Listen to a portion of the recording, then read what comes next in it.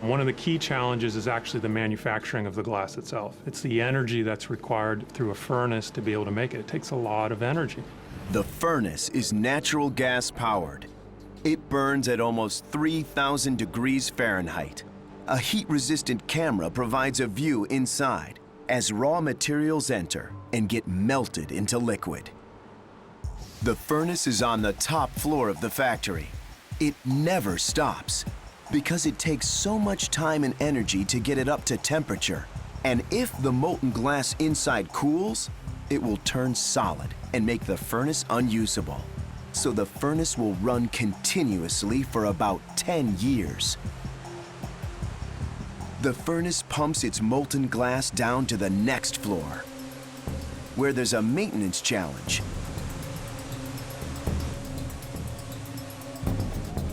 Workers have to make an adjustment with molten glass cascading down around them. With the adjustment made, normal operations can resume.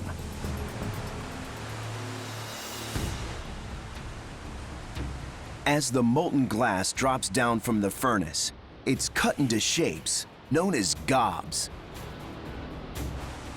Each of these gobs is destined to become a contour bottle. The gob distributor chooses which chute a gob will take as they slide down to the ground floor and land in the pre-formed mold.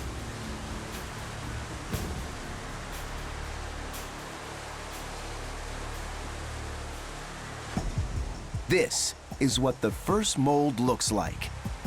They're periodically changed as preventative maintenance.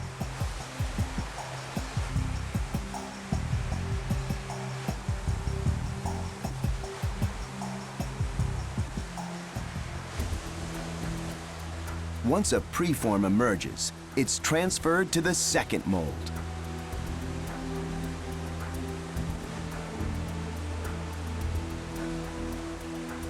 A high-pressure air nozzle clamps down and blows the glass into the mold.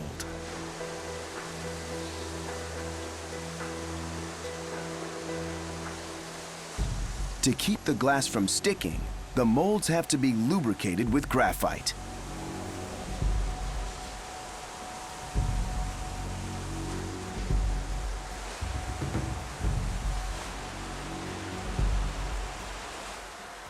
As the bottles emerge, they may look solid, but they're not.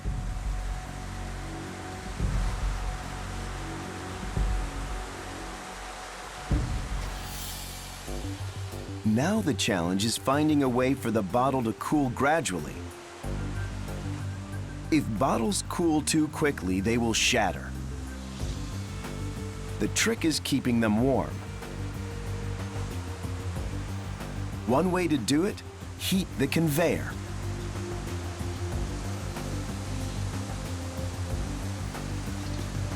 The bottles are 1,000 degrees Fahrenheit as they're conveyored toward a critical piece of machinery, the annealing layer. Inside, the bottles are cooled in a controlled way. They go from 1,000 degrees to 170 degrees in an hour. Once outside, warm bottles will cool even more on the conveyor before they reach the palletizer.